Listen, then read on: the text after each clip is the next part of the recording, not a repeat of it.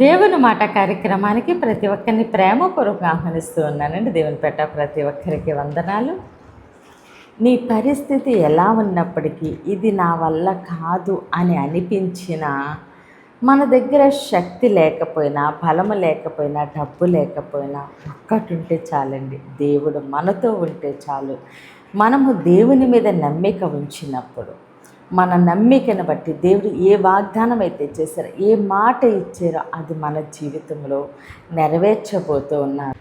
నీవు నమ్మితే అసాధ్యాన్ని దేవుడు సాధ్యం చేస్తారు. కాబట్టి ఆయన మనకి ఏ మాట ఇచ్చారో, ఏ వాగ్దానం అయితే చేశారో దాని యందు నమ్మిక ఉంచుదామండి. ఈరోజు దేవుడు మన కొరకు సిద్ధపరిచిన ఆయన శ్రేష్టమైన వాగ్దానం చూద్దామండి.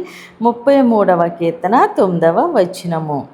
ఆయన మాట సెలవీయగా దాని ప్రకారం ఆయన ఆజ్ఞాపింపగానే కార్యము స్థిరపరచబడెను. ఆమేన్.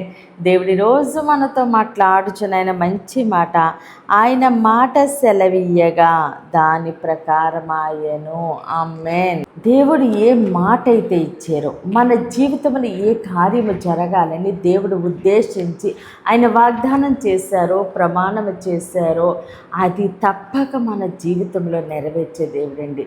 దాని ప్రకారం దేవుడు ఎప్పుడు కూడా మాట తప్పే దేవుడైతే కాదండి. ఆయన మాట తప్పని దేవుడు. ఆయన ఏ మాట అయితే విడుదల చేశారో దాని ప్రకారమే జరుగుతుంది.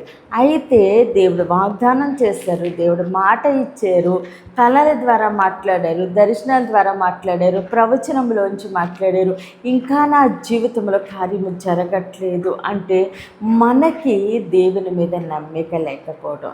దేవుడు ఈ కార్యము చేస్తారు. ఎప్పుడూ కూడా మనము చేసే పని ఏంటంటే మన పరిస్థితుల్ని మనం చూసుకుంటూ ఉంటాము. ఇది ఎలా జరుగుతుంది, ఇది నా వల్ల కాదు, ఇది అసాధ్యము, నాకు శక్తి లేదు, నాకు ఎవరో తోడు లేరు, నా దగ్గర డబ్బు లేదు, నా దగ్గర ఆరోగ్యం లేదు, ఇది ఎలా జరుగుతుంది అన్న ఆలోచనే తప్ప మాట ఇచ్చిన దేవుడు నమ్మదగిన దేవుడని, ఆయన తప్పక మన జీవితంలో కార్యము జరిగిస్తారని మనకి నమ్మిక లేకపోవటం వల్ల, మన అపనమ్మిక వల్లే మనము కార్యం పొందుకోలేకపోతున్నామండి. కాబట్టి మాట ఇచ్చిన దేవుడు నమ్మదగిన దేవుడు. ఆయన ఏ మాట అయితే ఇచ్చారో దాని ప్రకారం ఆయన ఆజ్ఞాపింపగానే కార్యము స్థిరపరచబడను.